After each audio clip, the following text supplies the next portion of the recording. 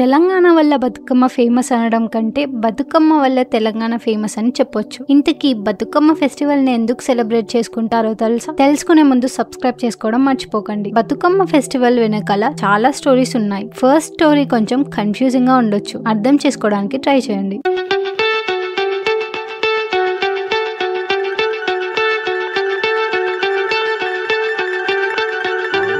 వేములవాడ చాళుక్యులు, చోళులు, రాష్ట్రకూటులు ఈ మూడు పేర్లను గుర్తుపెట్టుకోండి. వేములవాడ చాళుక్యులు వేములవాడలో ఉండేవారు. వాళ్ళు రాష్ట్రకూటులకు సామంతులు. చోళులకు మరియు రాష్ట్రకూటులకు జరిగిన యుద్ధంలో వేములవాడ చాళుక్యులు రాష్ట్రకూటుల తరపున యుద్ధం చేశారు. ఎందుకంటే వారి సామంతులు కాబట్టి. అప్పుడు చోళరాజైన పరాంతక సుందర చోళుడు ఈ యుద్ధం వల్ల ఇబ్బందుల్లో పడ్డాడు. కష్టాల్లో ఉన్న వారికి రాజరాజేశ్వరుడు సహాయం చేస్తాడని ఆయనకు భక్తుడిగా మారుతాడు. అతని కుమారుడికి కూడా రాజా అని పేరు పెట్టుకున్నాడు. మొదటి రాజా చోళుడి కుమారుడు మొదటి రాజేంద్ర చోళుడు. కొన్ని సంవత్సరాల తర్వాత వేములవాడ చాళుక్యులు సామంతులుగా కాకుండా స్వతంత్రులు కావాలనుకొని క్రీస్తు శకం 973వ సంవత్సరంలో వేములవాడ చాళుక్యుల రాజు రెండవ తైలాప రాష్ట్రకూటుల చివరి రాజైన కర్కను ఓడించి స్వతంత్ర కళ్యాణి చాళుక్య రాజ్యాన్ని స్థాపించాడు. రెండవ తైలాప మరణం తర్వాత తన కొడుకు సత్యశ్రేయ రాజు అయ్యాడు. రాజేంద్ర చోళుడు సైన్యాధిపతిగా దాడి చేసి సత్యశ్రేయ ఓడించి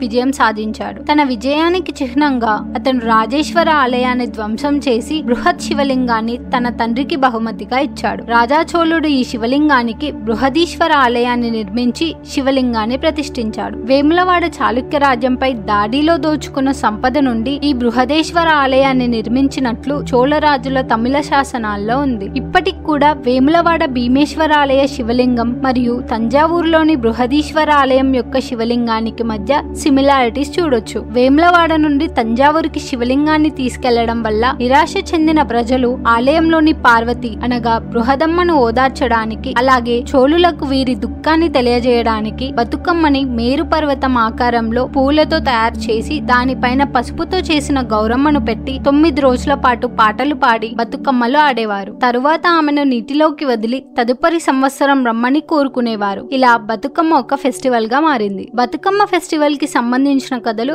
ఇంకా ఉన్నాయి. ఇంకో వర్షన్ లో గౌరీమాత మహిషాసుడితో యుద్ధం చేసిన తరువాత అలసిపోయి అశ్వయుజ పాడ్యమి రోజు డీప్ స్లీప్ లోకి వెళ్లిపోతుంది. అప్పుడు భక్తులంతా తమ భక్తి శ్రద్ధలతో బతుకమ్మలు చేసి ఆమెను నిద్ర నుండి లేపడానికి ప్రయత్నించగా ఆమె దశమి రోజు నిద్ర లేస్తుందని అంటారు. ఇంకో వర్షన్ లో ధర్మాంగద అని ఒక రాజు ఉండేవాడు. ఆయన భార్య సత్యవతి. వీళ్ళు చోళ డైనస్టీకి చెందిన వాళ్ళు. ఒక యుద్ధంలో వీరి 100 మంది కుమారులు చనిపోతారు. అప్పుడు వీళ్ళిద్దరూ లక్ష్మీదేవికి తన కూతురుగా జన్మించమని పూజలు చేస్తారు. లక్ష్మీదేవి అనుగ్రహించి వాళ్ళకి కూతురులా పుడుతుంది. ఆమె పెరుగుతున్న కొద్దీ అనుకోని సంఘటనలు చాలా జరిగాయి. అందువల్ల ఆ రాజు చాలా చింతిస్తూ ఉండేవారు. ఎప్పుడు ఏం జరుగుతుందో తెలియక వాళ్ళిద్దరూ ఆ పాపను కాపాడుకుంటూ ఉండేవారు. అప్పుడు పండితులు, పూజారులు కోటలోకి వచ్చి ఆమెకు బతుకమ్మ అంటే లివ్ ఫర్ ఎవర్ అని ఆశీర్వదిస్తారు. కొంతకాలం తర్వాత వారిద్దరూ ఆ పాపకు బతుకమ్మ అని పేరు పెడతారు. ఇలా ఒక్కో ప్రాంతంలో ఒక్కోలాగా ఈ బతుకమ్మ కథలు చెప్పుకుంటారు. ఈ వీడియో కనుక మీకు నచ్చితే లైక్ చేయండి. మీకు తెలిసిన బతుకమ్మ స్టోరీ కమెంట్ చేయండి, షేర్ చేయండి. Don't forget to subscribe. Thank you. నమస్కారం.